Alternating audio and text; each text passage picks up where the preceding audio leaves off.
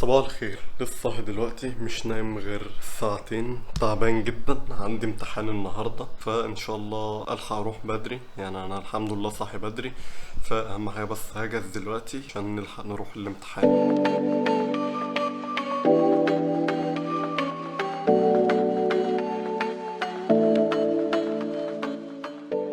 حاليا كده انا جاهز، ظبط شعري، غيرت الاوتفيت. ايه رايك في الاوتفيت ده؟ عرفوني كده. المهم ان انا نازل الامتحان دلوقتي، ده اخر امتحان. المفروض ان انا نازل دلوقتي قبل الامتحان ب4 ساعات، فان شاء الله الاقي مواصلات والدنيا تكون كويسه. مش عايز الاقي رخامه في المواصلات، بس ان شاء الله الدنيا كلها تمشي تمام واروح الامتحان واعرف احل. المهم يلا بينا ننزل دلوقتي، ان شاء الله نلاقي مواصلات.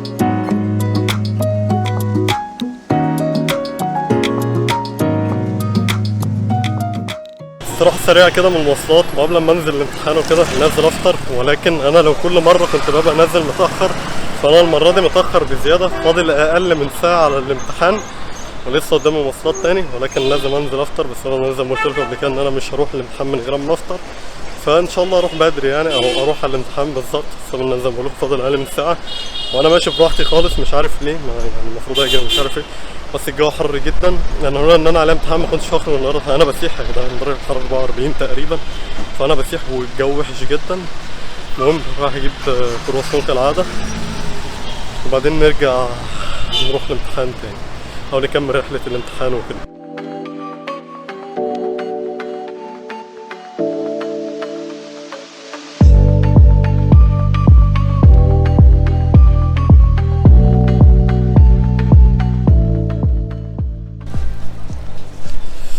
جبت دلوقتي المره دي بتلاقي ما جبتش كرواسون، وفي نفس الوقت جبت ميه بسبب ان انا عطشان جدا والجو حر جدا. ولكن في حاجه انا ملاحظها، يعني مش في الدقي بس ولكن في القاهره عموما، كل ما اجي اخش اي مكان بخش بالكاميرا وعليها المايك وكل حاجه. عمر ما في مثلا حد ضايقني ولا حد اتكلم ولا حد عمل. في ناس بتبص وكل حاجه، ولكن مفيش حد زي ما بيحصل عندي في البلد كده، حد بيقف يضايقني والكلام ده.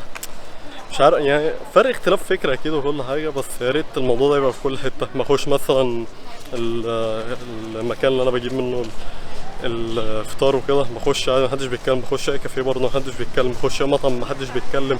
على عكس الموضوع عندنا، الموضوع رخم جدا ومستفز جدا. زي ما قلت لك في ناس بتبص عادي، وده شيء بالنسبه لي عادي جدا، بص براحتك. ولكن انك تيجي تضايقني او انك تيجي تتكلم والكلام ده كله، ده بالنسبه لي غير مقبول. ممكن يخليني لو انت مثلا جيت اتعديت حدودك مثلا معاه هاجي اتخانق معاك وكده. فيا ريت الموضوع ده في كل حته، يعني الناس تفهم النقطه دي زي هنا كده. يعني انا ببقى مبسوط وانا بصور، بمشي دايما بالكاميرا فيه، مش بخلص مثلا اللي انا بتكلم كده، مش بخلص معانا في الشنطه، لا انا بفضل اتكلم عادي وبفضل ماشي بيها في ايدي على طول. على عكس عندي يعني. يلا يلا عادي عادي عادي، هي دي متعه الموضوع، ان انت تلاقي مضايقات والكلام ده. مش عارف، ممكن نعتبر دي هي المتعه بتاعت الموضوع. المهم ان انا راجع دلوقتي رحله مواصلات لحد الكليه، فاضل نص ساعه الامتحان، فانا مش عارف بقى هل هلحق اروح بدري ولا لا، ولكن ان شاء الله نلحق نروح الامتحان وكده ان شاء الله.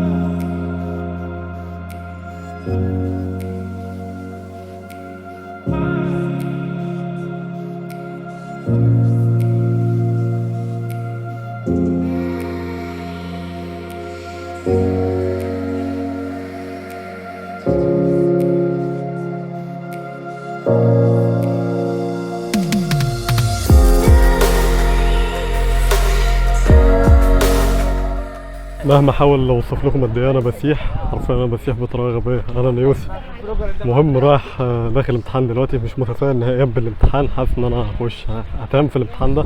ولكن كده كده دي اخر مره، وان شاء الله دي فعلا تكون اخر مره لي هنا. كده كده فاضل سنه كمان، فان شاء الله يعني قربنا ننتهي. المهم اخش الامتحان دلوقتي، نشوف كده اقول لكم بعد الامتحان. يعني اعرفكم عملت ايه في الامتحان، اشوفكم بعد الامتحان. لسه مخلص الامتحان دلوقتي، الامتحان كان رخم جدا، ولكن يعني الحمد لله حليت 25 سؤال صح، وطلع النجاح من 25 سؤال صح. الحمد لله ان الواحد هينجح في الامتحان ده، الحمد لله يعني. ففي بعض الخطط لباقي اليوم، في منها اللي اتكنسل، ولكن كده كده اليوم انا عندي قلت لكم عندي اكتر من خطه باك اب لليوم، ففي كام حاجه كده اليوم، نخرج بس من ارض النفاق ونبدا يومنا بقى الطبيعي.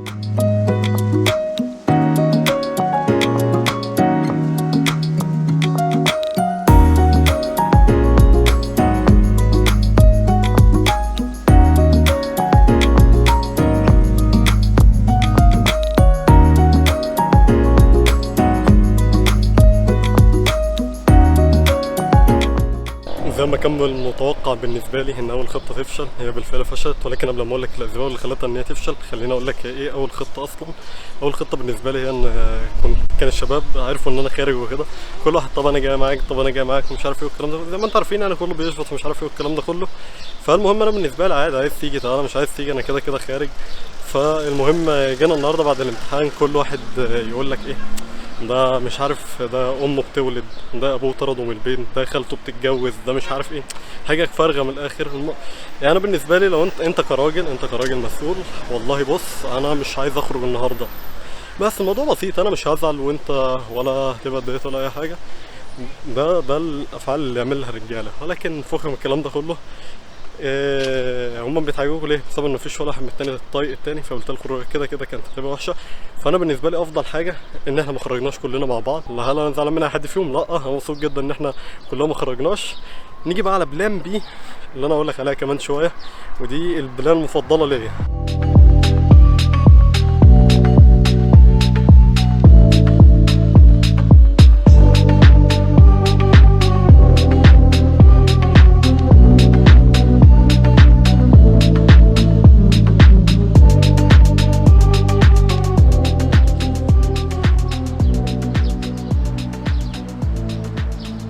بلان بي، ودي الخطه المفضله بالنسبه لي، واللي انا كنت افضل ان انا اروح لها. الحمد لله ان الخطه دي هي اللي جت، وهي اللي انا رايح لها، وهي ان انا اخرج لوحدي. فكره الخروج لوحدي دي حاجه انا بحبها جدا، بحب ان انزل اخرج لوحدي. موضوع يعني جامد جدا. لو انت ما بتعملوش الصراحه ما اعرفش انت ما بتعملوش ليه. اللي انا انصحك ان انت فعلا تتعود ان انت تخرج لوحدك وتصاحب نفسك والكلام ده كله. ولكن المهم الخروج لوحدي منقسم لاكتر من حاجه. اولا عايز اشرب قهوه، ثانيا عايز اكل، ثالثا محتاج اتصور، ولكن مش هتصور دلوقتي بسبب الجو حر جدا، ثانيا الشمس لاسعه قوي، فكمان ساعه كده. فاول حاجه نعملها يا اما هشرب قهوه الاول وبعدين اكل، يا اما هاكل وبعدين اشرب قهوه. هي حاجه من الاثنين دول نبدل فيهم. طبعا كان اللي بتقول لي الصور اللي فاتت لسه ما نزلتش على الانستجرام، والله انا لسه ما خلصتش ايديت عشان كده لسه ما نزلتش، ولكن اخلص ايديت وبعد كده انزلها على طول. فيلا بينا نشوف اول حاجه هنعملها هي ايه. واللي انا محتار جدا اعمل ايه في الاثنين اللي انا قلت لك عليهم دول. بس يلا بينا نستكشف هنعمل ايه دلوقتي.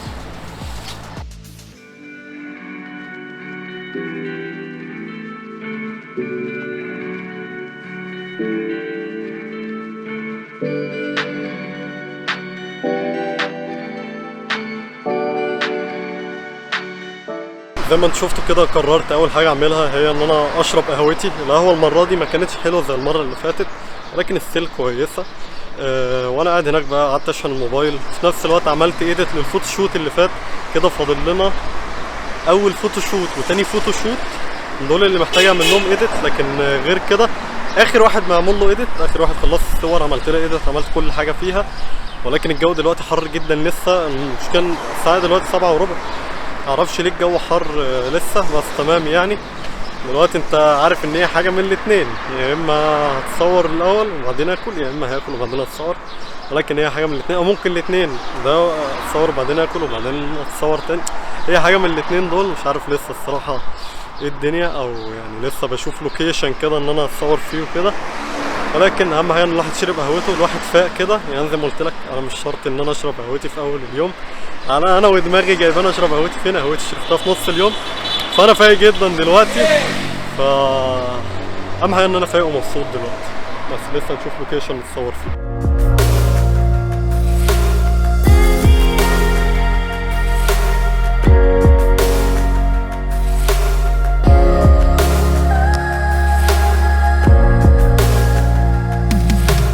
حصل معايا موقف غريب جدا، محصلش بقاله كتير قوي كمان، لدرجه ان انا فكرت ان الموضوع خلاص بقى يعني الدنيا كده. كنت واقف في لوكيشن كان حلو جدا، والفريم شفت الفريم على الكاميرا، الفريم كان حلو جدا ان انا اقف اتصور فيه. لسه جاي اثبت الكاميرا واجي اقف اتصور، فجاه لقيت ظابط بيجي جاي بيقول لي ممنوع التصوير هنا.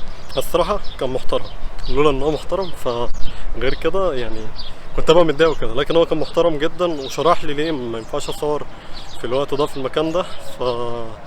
الراجل كان محترم جدا، ولكن كان لوكيشن حلو جدا كنت عايز اتصور فيه. لكن ده ما معنيش ان انا اقف في تو لوكيشن اتصور. صور حلوه جدا لسه بعد ما اعملها ايديت طبعا وتشوف بقى الصور البايظه والكلام ده، ولكن ان شاء الله كل الصور تكون سليمه، الصور تكون حلوه جدا. المهم دلوقتي انتوا عارفين ان انا رايح فين، لسه محتار ما بين اكتر من مكان اكل فيه، ولكن غالبا هينتهي بينا المطاف زي المره اللي فاتت، او مش عارف لسه اكل فين دلوقتي. ولكن راح دلوقتي اشوف مكان اكل فيه.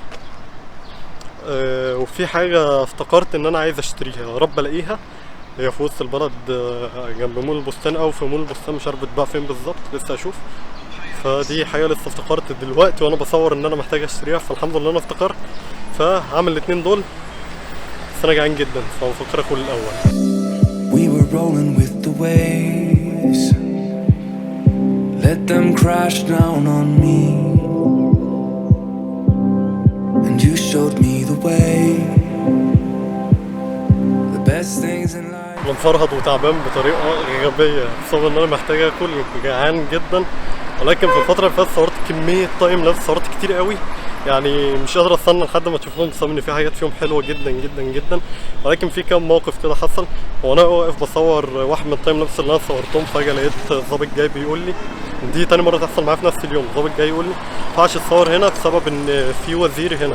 طب انا مالي ومال الوزير؟ طيب المهم يعني قلت له تمام وكل حاجه، بسبب ان انا كنت خلاص صورت التايم لابس اللي انا عايز اصوره.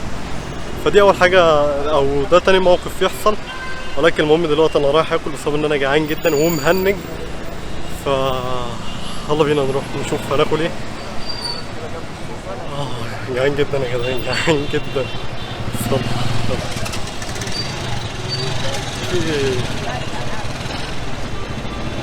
زي المرة اللي فاتت ولا نغير؟ ايه رأيك؟ الصراحة كده كده مقرر ان اكل ايه، بس يعني لازم يبقى فيه سسبنس كده واخد رأيكم وكده. انا قررت خلاص.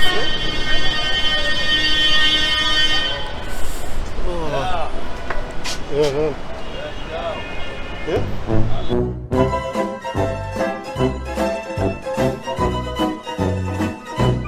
شايفين لسه بتكلم حرفيا. اليوم النهارده في حاجه غلط، في حاجه غلط النهارده.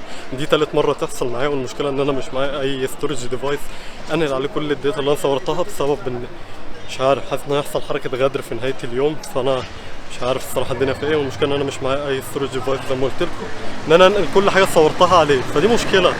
فلو ما فيش فلوج النهارده فانتوا اعرفوا ان كل حاجه اتمسحت، او انا هطلع اقول لكم ان كل حاجه اتمسحت كده.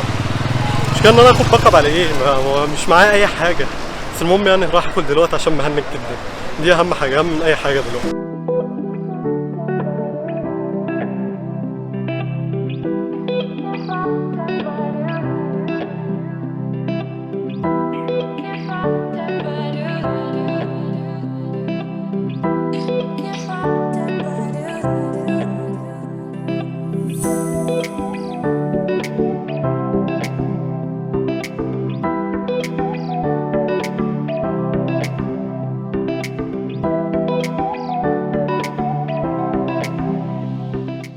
يا جدعان، يا الواحد بعد ما اكل حاجه تانية خالص واحد شحن طاقته كده، فالموضوع احسن بكتير جدا.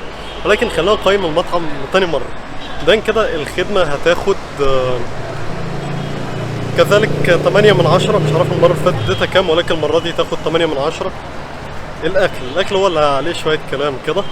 اولا ما الاكل نزل لي كنت فاكر الكميه قليله، ولكن اهم حاجه البطاطس كانت مظبوطه، على عكس الفلوج بتاع، لو شفت الفلوج بتاع معرض الكتاب فانت هتلاقي ان انا قلت البطاطس كانت عينات يا جدعان، عينات. لكن هنا لا، البطاطس كانت كميه كويسه، الاكل كان كويس. ولكن اتخضيت ان انا شفت كميه صغيره وقلت لا مش هشبع مش عارف ايه، ولكن اكلت في الاخر شبعت وكده، والاكل كان حلو.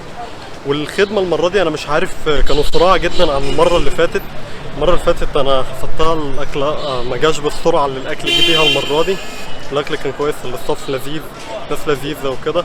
فاوفرول يعني هنقيم الاكل ياخد 8 برضو من 10. 8 من 10 يبقى كويس جدا ليه.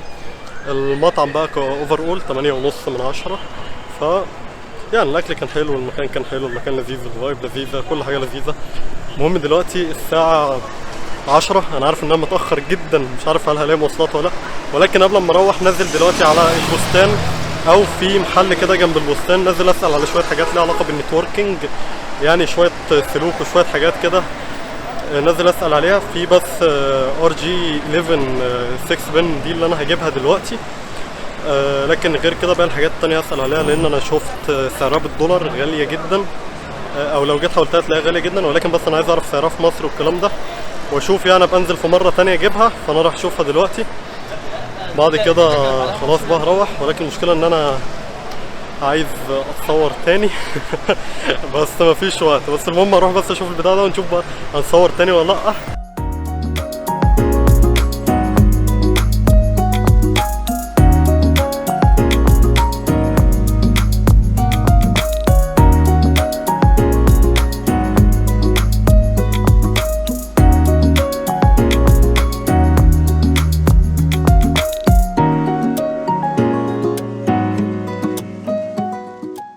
انا بجد تعبان جدا وعايز انام، ولكن انا مبسوط جدا. انا اليوم بالنسبه لي حلو جدا، ولكن تعبان وعايز انام. هو خلاص كده بالنسبه لي اليوم بينتهي بسبب ان انا محتاج اروح الساعه دلوقتي 10:30، فمتاخر جدا وانا مش عارف المواصلات هتعمل ايه. ولكن كنت في المول دلوقتي اشتريت الRG اللي كنت عايزها، كانت الRG 11 6 بن او الRG 11 6 بن اشتريتها.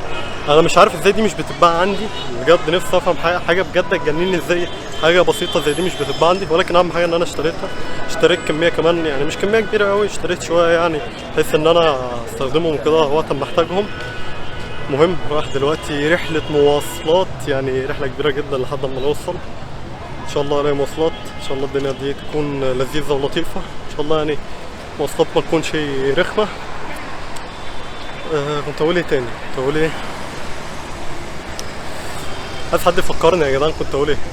مش مهم. المهم ان انا رايح رحله مواصلات دلوقتي. يا رب الموقف يكون فيه مواصلات، يا رب المترو بس ما يكونش خانقه زي الصبح. مش عارف انتوا شايفيني ولا لا، ولكن هنبدا رحله رخمه جدا. We didn't know that it was magic while we had it. I wish I could go back and change the way I acted. Sometimes a happy story has an ending tragic, but I'm still thankful that these moments even happen. When I think of you, I think of summer in the ocean blue, my favorite lover. When I think of you, I think of summer. I wanna go back to that. I wanna go back to you.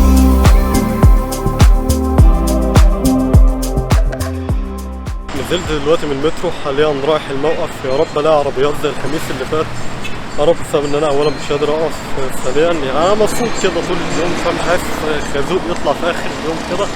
لكن ان شاء الله الاقي مواصلات، ان شاء الله الدنيا كلها تبقى تمام. حقيقي النهارده اليوم كان يوم حلو جدا، يعني يوم مبسوط فيه. خروجه لذيذه مع نفسي، خروجه بسيطه يعني. دي نصيحه لاي حد، حاول تخرج مع نفسك، ما تعتمدش على حد. يعني لو في خروجه انتوا مظبطينها فجاه لقيت الشباب كلها فكست، او انت لو بنت ولقيت البنات كلها فكست، فانزلي لوحدك سكه عادي، الموضوع عادي جدا والموضوع حلو جدا. فدي نصيحه لاي حد حقيقي، ما تعتمدش على حد، اعتمد على نفسك اكتر حاجه. لو في حاجه انتوا مظبطينها كجروب مثلا ولقيت الكل فكس، لا انزل انت مع نفسك عادي، الموضوع حلو جدا، الموضوع ممتع جدا. انا الايام اللي بنزل فيها لوحدي ببقى مبسوط اكتر من الايام اللي بنزل فيها مع حد. فالمهم دلوقتي ان انا رايح على الموقف. يا رب لاخر مره الاقي عربيات، يعني يا رب اليوم يكمل كده والانبساط يكمل الكلام ده كله. ففي الطريق للموقف دلوقتي.